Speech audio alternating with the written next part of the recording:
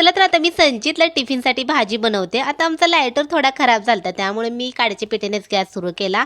छोटीशीच कढई गरम करायला ठेवली. तेल घातलं, तेल गरम झालं की जिरे, मोहरी, कढीपत्ता घालायचा. आता कढीपत्ता सध्या खूप जास्त काळा डाग असणारे खिडकी पानं वगैरे असतात, त्यामुळे कढीपत्ता चांगला व्यवस्थित बघून घालायचा. नंतर बारीक कट केलेला कांदा छान लालसर भाजून घ्यायचा. अर्धा टोमॅटो घातला होता मी. अर्धा टोमॅटो घातला की लगेच मीठ, थोडीशी चटणी, हळद आणि थोडासा मसाला घालायचा. मिक्स करायचं, टोमॅटो मॅश करायचं. आता मी संचितच्या टिफिनला करत होते, त्यामुळं टिफिन काय दुपारपर्यंत संचित खातो. आता कधी-कधी आपण ट्रॅव्हलिंग करताना चपाती भाजी बरोबर घेतो.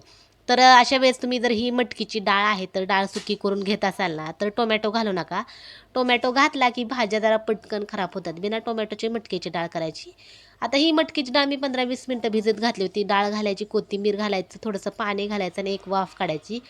एकदम साधी सिंपल अशी आपली मटकीची सुक्की डाळ तयार झाली. कशी वाटली नक्की सांगा. बाय.